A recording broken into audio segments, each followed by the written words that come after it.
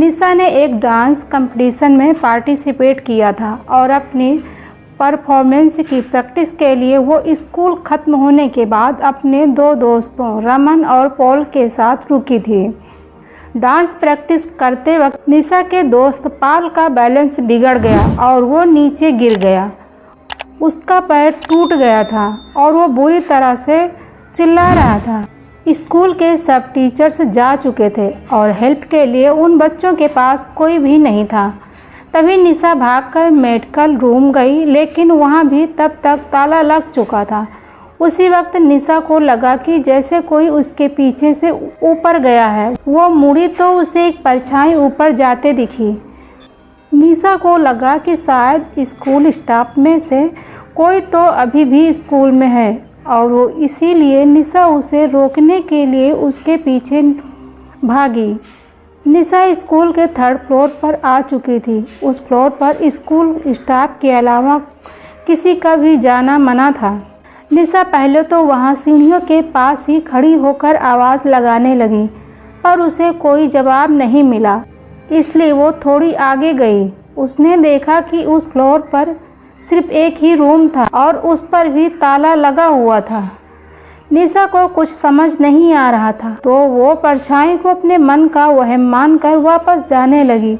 लेकिन तभी उसे एक अजीब सी आवाज़ आई। जब निशा ने पलटकर उस कमरे की तरफ देखा तो उस पर जो ताला लगा था वो टूटकर नीचे गिरा हुआ था। निशा एकदम से चौंक गई।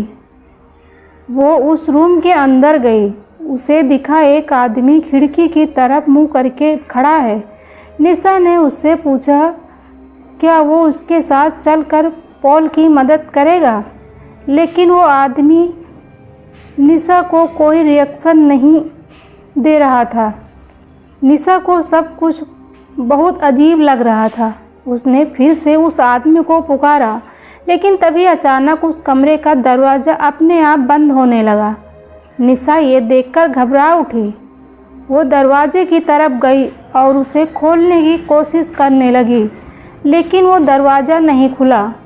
तभी निशा को उस आदमी की हंसने की आवाज़ आने लगी। वो बहुत डरावने तरीके से हंस रहा था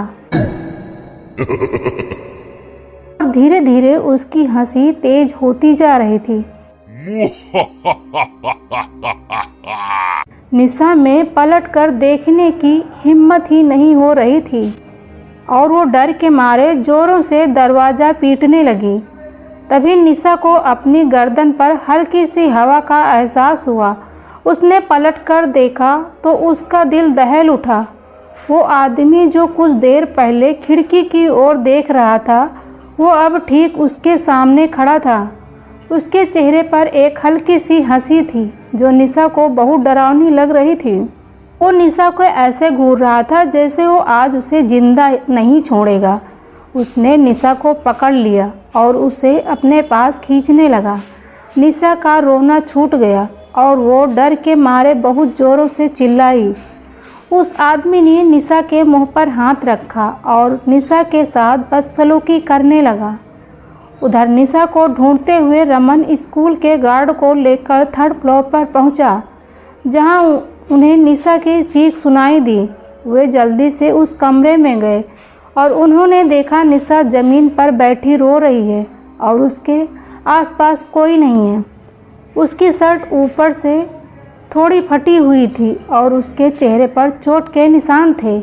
उसने सबको अपने साथ हुआ सारा किस्सा बताया। निशा के साथ हुए इस हादसे को सुनकर स्कूल गार्ड का चेहरा बिल्कुल पीला पड़ गया था। गार्ड ने निशा और उसके दोस्तों को बताया कि कुछ साल पहले स्कूल में एक सफाई कर्मचारी काम करता था। वो थोड़ा पागल सा था और वो लड़कियों को बहुत ही गंदी नज़रों से देखकर हंसता रहता था। एक बार उसने एक लड़की के साथ बदसलूकी भी की थी। उस लड़की ने जब उसकी शिकायत की तो स्कूल की प्रिंसिपल ने उसे हमेशा के लिए उसे स्कूल से निकाल दिया।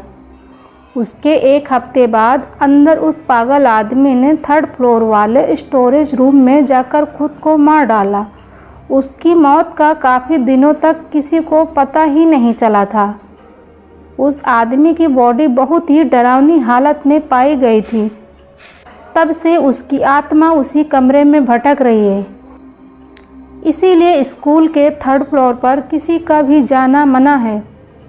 इसके बाद निशा इतनी डिस्टर्ब हो गई कि वो कुछ दिन तक स्कूल ही नहीं गई, बल्कि कुछ ही महीनों में उसने एक नए स्कूल में एडमिशन भी ले लिया। लेकिन वो कभी उस आदमी की भयानक हंसी नहीं भूल पाएगी।